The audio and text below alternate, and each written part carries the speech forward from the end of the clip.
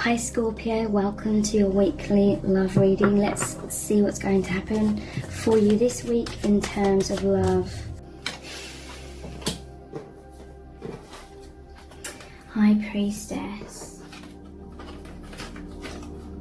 and Chariot.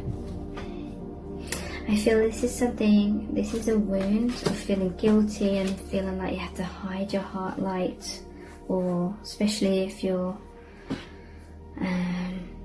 in other relationships or other people that don't understand. There's a breaking free from that guilt, because you've got to be who you really are, and you and this person are the High Priestess or the High Priest.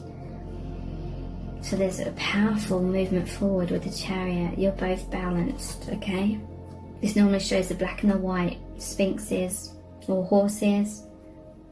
That balance, the yin and the yang, creating that forward movement now. Major movement. This is major arcana.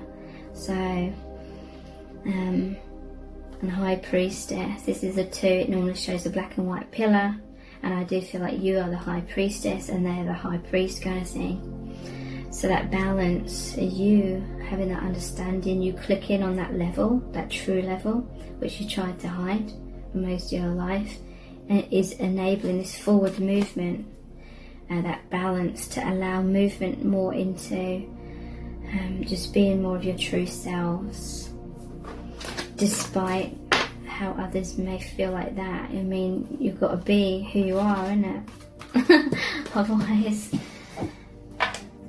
you feel stuck and stifled, and everything that you and this person have felt pretty much your whole lives, that's breaking away now through this divine marriage. That's like the mirror, that's like you match on that energetic level. So that's that connect, that gateway open. But this is also that safe sanctuary where you're both allowing each other to be birthed, your true selves to be birthed more into your day-to-day lives. The Moon, 5 of Wands, Wheel of Fortune. So this safe sanctuary,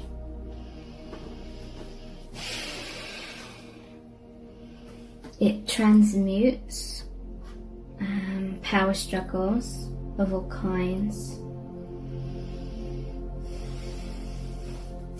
This is like the mind when it goes in all different directions. Power struggles, what's this about? When it tries to make sense of things, it tries to jump to conclusions to try and find a sense of stability, because it likes to feel stable through understanding. But this is beyond the mind's comprehension. So this safe sanctuary within is 4. It's the true stability. That's like the heart and the energetic field surrounding your hearts.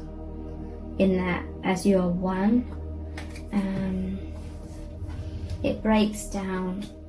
It lets the ego have its little tantrums, but then it breaks them down ultimately.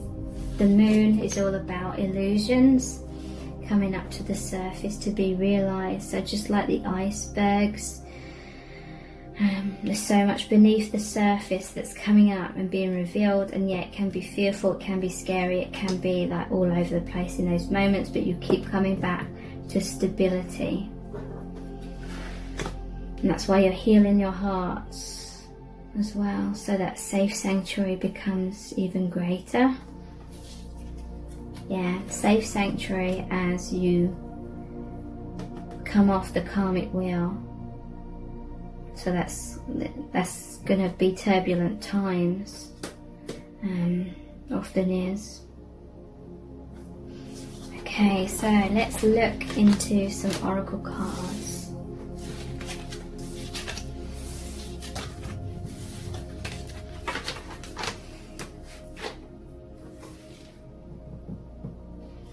The Sacred Traveler deck.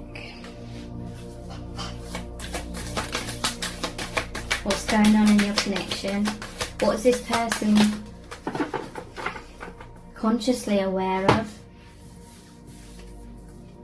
Rainbow blessings. Blessings are showering your life, and protected by angels. You're cherished by angels. So yeah, they are consciously aware that your connection is a blessing, and it is bringing so much blessings, and it's connecting them with the angels, and that this is a divine connection.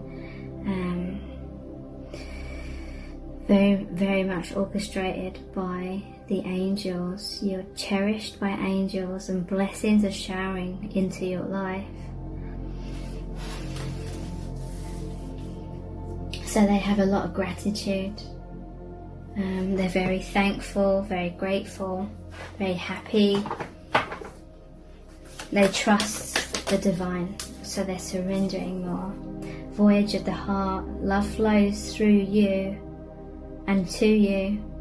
Yeah, they are consciously aware that your hearts are a gateway, and that you're in this safe sanctuary together, which is your heart love, the energy of the heart chakra.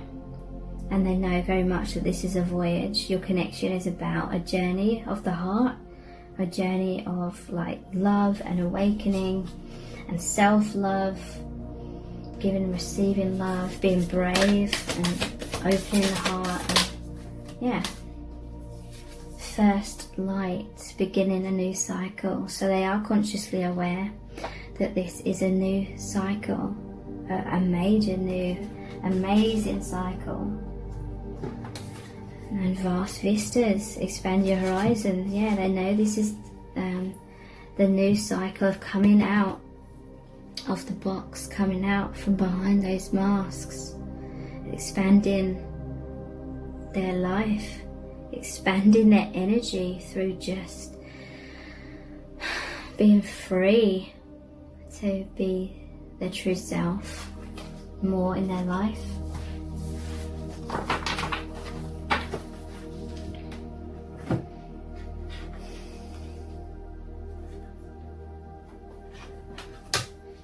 These are the Universal Love Oracle cards. Universal Heart. Yeah. This is unconditional love.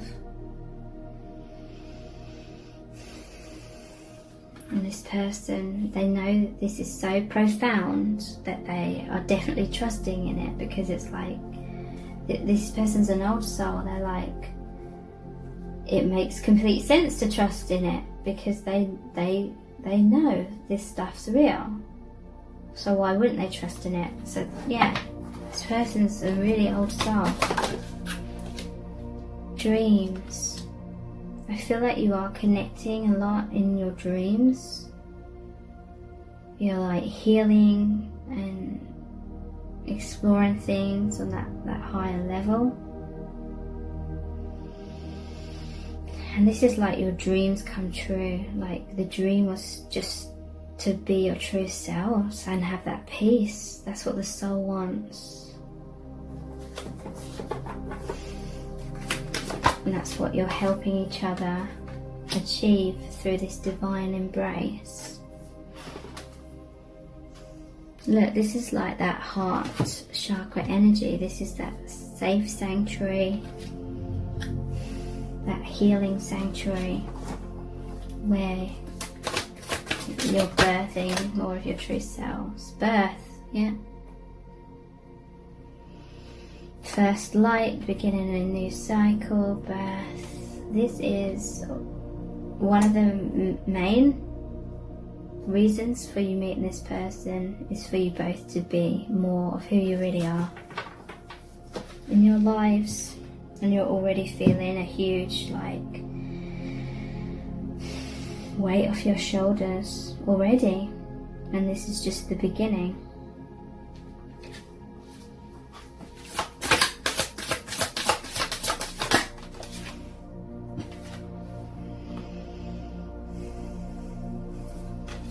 Okay, so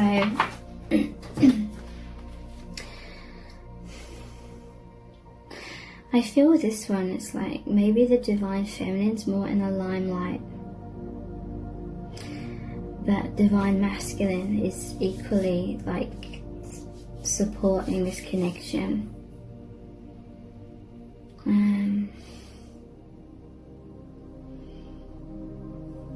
Divine masculine certainly lifting divine feminine into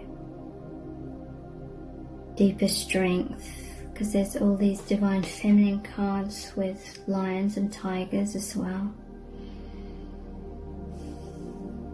Divine masculine being a huge support.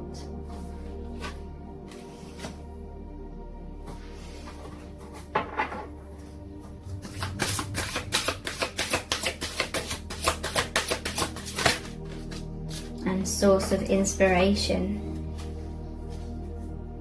to help the masses.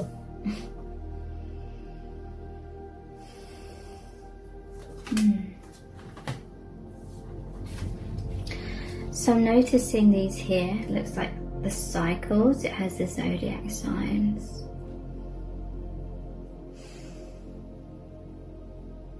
It's almost like a jack in the box.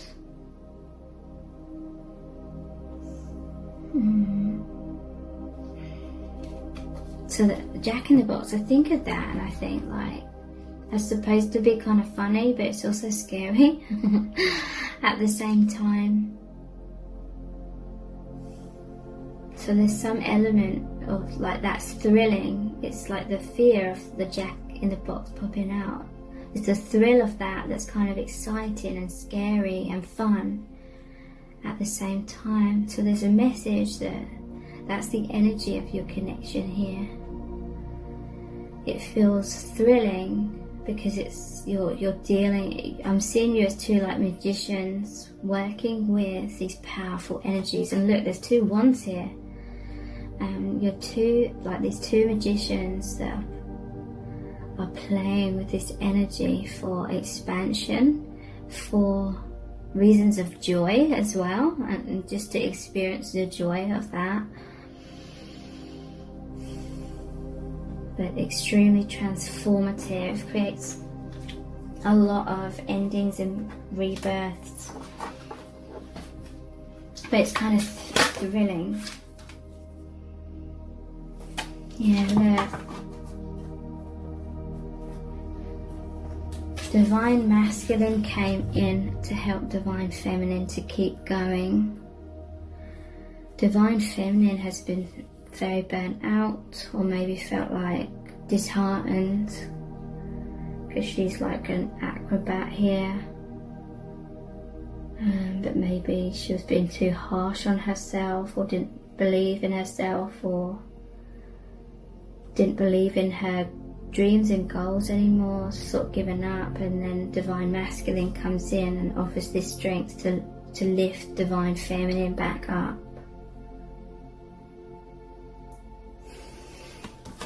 And to continue down this divine path. Okay, so we're going to finish this reading with a Rumi Oracle card. This is going to be a super powerful message from the divine. What do you really need to know about your connection and what's going on here? We have enter the garden of delights.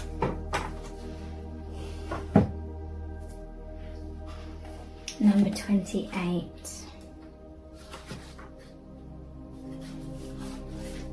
Are you aware that sweetness is found everywhere in town? Are you aware that winter is gone and spring has come around? Are you aware that sweet basil and the carnation are whispering in the garden and laughing about how simply everything is found? Are you aware the nightingale has come back from its flight, singing out messages of love to spread delight with every sound? Everything in the garden is granted the right from the divine court to appear for our delight. Everything is here to make the earth green and alive as a haven for our life. What remains buried in the soil will always endeavour to reach out. No one truly alive can ever be pawned to a prison or a tomb. There is a sweet spot when entering the garden of delights, a moment where the senses have gorged themselves upon beauty and become heavy with their fullness. slowing the mind so that it can perceive the divine beloved dancing behind the veils of nature. But first comes the sensual feasting. Blooming orchids arrest the gaze with their startling and strange beauty. Nectar from the ripest fruits of the garden drips, luscious and sweet, upon a savouring tongue.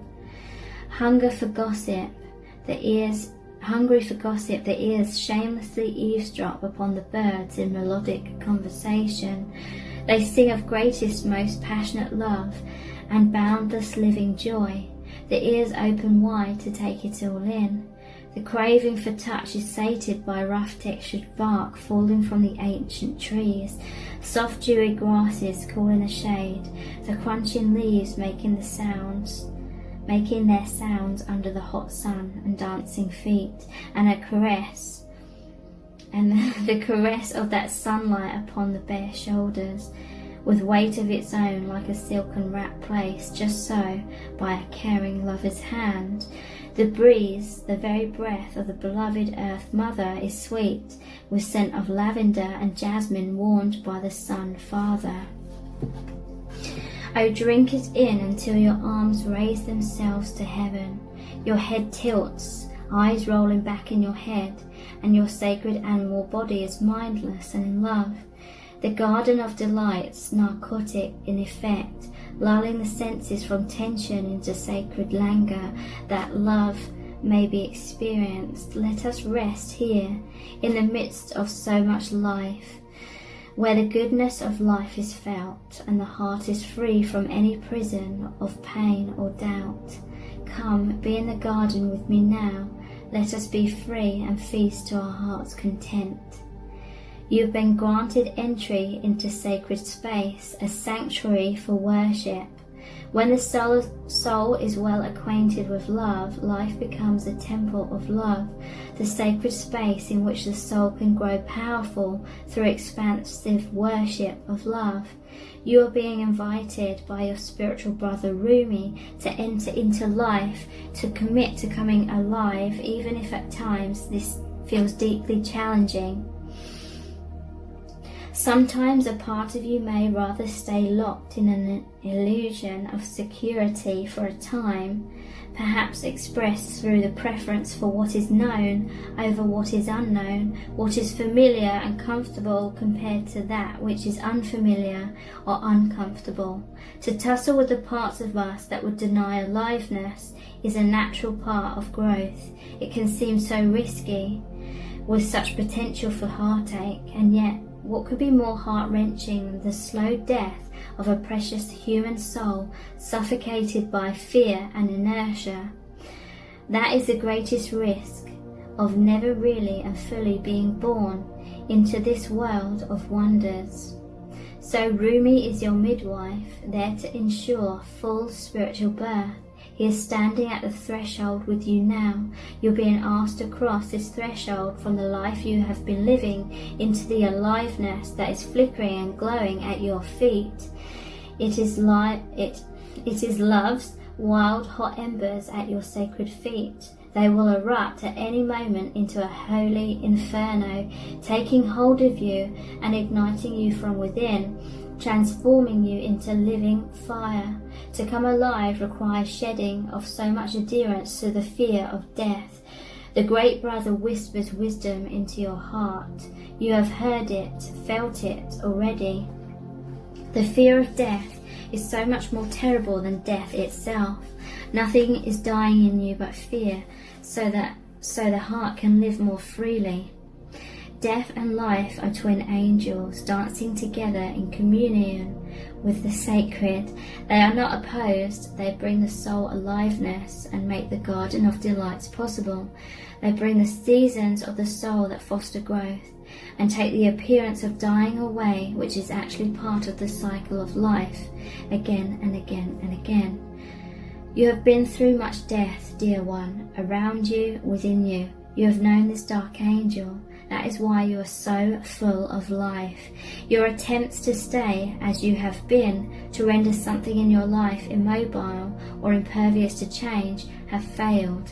Let us celebrate. There is no delight in frozen moments long since past. Why try to feast upon such food? It will not nourish you anywhere nearly as deeply and fully as fresh from the oven morsels of life. Come, let us taste all that is on offer. We'll drink heedily and sate our deepest thirst. Let us enjoy the richness of the meal in gratitude for its preparation and awe at the skill involved in such masterful creation. Do not let the memory of death starve you of your participation in life.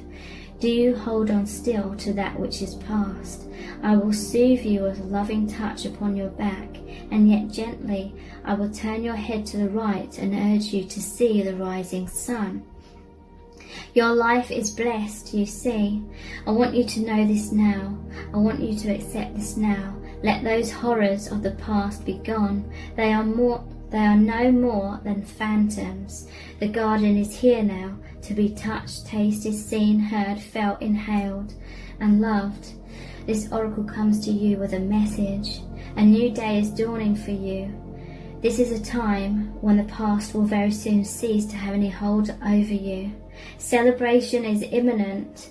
You are invited into the golden light of divine plenty.